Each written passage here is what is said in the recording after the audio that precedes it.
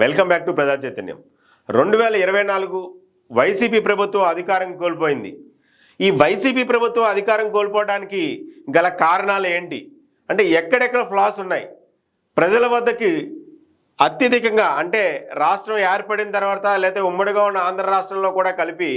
ఎప్పుడైనా ప్రజలకు ఇచ్చిన ప్రతి హామీని నెరవేర్చిన ఏకైక ముఖ్యమంత్రి ఎవరైనా ఉన్నారంటే అది వైఎస్ జగన్మోహన్ రెడ్డి గారే. ఇంత సంక్షేమాన్ని ప్రజలకు అందించిన తర్వాత కూడా 2024లో వైఎస్ఆర్సీపీ పార్టీ ఎందుకు అధికారం కోల్పోయింది అని తెలుసుకోవడం కోసం గడిచిన 2-3 నెలలుగా వైఎస్ జగన్మోహన్ రెడ్డి గారు సమీక్షల మీద సమీక్షలు జరిపి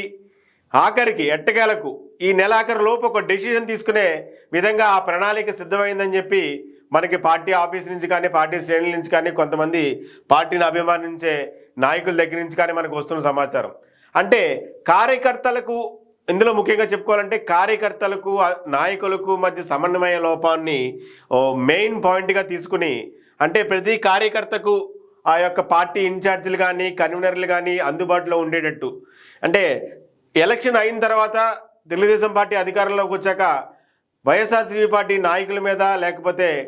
కార్యకర్తల మీద దాడులు మనం ఏ రకంగా జరిగాయన్నది నేషనల్ మీడియాలో ఢిల్లీలో కూడా జగన్మోహన్ రెడ్డి గారు దాని మీద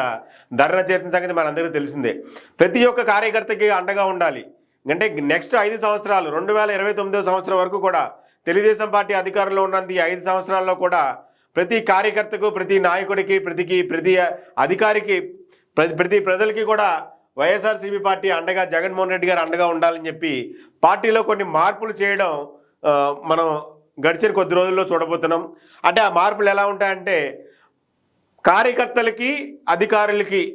సమన్వయం కుదర్చడం, అందుబాటులో కార్యకర్తలకు అందుబాటులో ఆ ఇన్ఛార్జీలు కానీ నాయకులు కానీ ఉండేటట్టు ప్రజల సమస్యలను నేరుగా నాయకుల వద్దకి నాయకుల దగ్గర నుంచి జగన్మోహన్ రెడ్డి గారి వద్దకి వచ్చేలాగా ఆ ప్రణాళిక రూపుదిద్దుతుందని చెప్పి మన అందరికీ తెలుస్తుంది. దీన్నే మనం జగన్ బిగ్ డెసిషన్ అంటే ఒక డెసిషన్ తీసుకుని అన్ని శ్రేణులకు అన్ని పార్టీ అంటే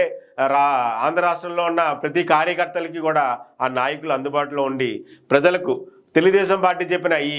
ఈ అబద్ధపు హామీలు అసత్య ప్రచారాన్ని కూడా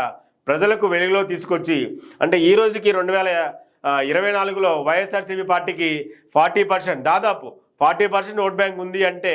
ఒక 10 to 11, 12, 15% లోపు పార్టీ ప్రజలు వైఎస్ఆర్సీపీ పార్టీకి దూరం అయ్యారన్న సంగతి మనకు చాలా క్లియర్గా తెలుస్తుంది. సో ఈ 10, 12, 15% కూడా ఎందుకు దూరం అయ్యారు అంటే దానికి మెయిన్ కారణంగా చంద్రబాబు నాయుడు కానీ లేదా ఆ పార్టీ వాళ్ళు కానీ ఇచ్చిన అసత్య ప్రచారాలు. సో అదేవిధంగా ఆ ప్రతి హామీ పేద బడుగు బలహీన వర్గాలకు అందుబాటులో ఉండాలని, ప్రతి హామీ నెరవేరాలని, ప్రతి హామీ ఏదైతే మేనిఫెస్టోలో టీడీపీ ప్రభుత్వం పెట్టిందో అది ఖచ్చితంగా చేయాలని చెప్పి ప్రభుత్వం నెక్స్ట్ 5 ఏళ్లలో ఒక ప్రణాళికను నిర్దేశించుకొని ఆ కార్యకర్తలకు ఆ అధికారులకు అండగా ఉంటూ కార్యకర్తలకి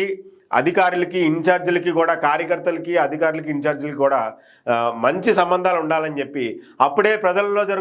ప్రజలు మాట్లాడుకుంటున్న మాట తీరు కానీ ప్రజలు ఏం కోరుకుంటున్నారా అనేది నాయకుడి దగ్గరికి వెళ్తుందనే ఉద్దేశంతో ఒక డెసిషన్ తీసుకుని ఆ పార్టీలో ఉన్న కీలక నాయకుల్ని కీలక పదవులను అంటే ప్రజలకు అందుబాటులో ఉండేటట్టు ప్రజలకు ఎవరి మాట అయితే వింటారు ప్రజలు కార్యకర్త నేరుగా వచ్చి ఆ పార్టీతో వాళ్ళతో క్లియర్గా మాట్లాడుకోవడానికి సులువుగా ఉండే ఒక డెసిషన్ తీసుకోబోతున్నారని చెప్పి మనకు చాలా క్లియర్గా తెలుస్తుంది. దాన్నే జగన్ బిగ్ డెసిషన్గా గడిచిన అంటే 2-3 రోజుల్లో అంటే ఈ సుమారు ఒక వారం 10 రోజుల్లో నెక్స్ట్ వీక్లో కానీ ఆ విషయం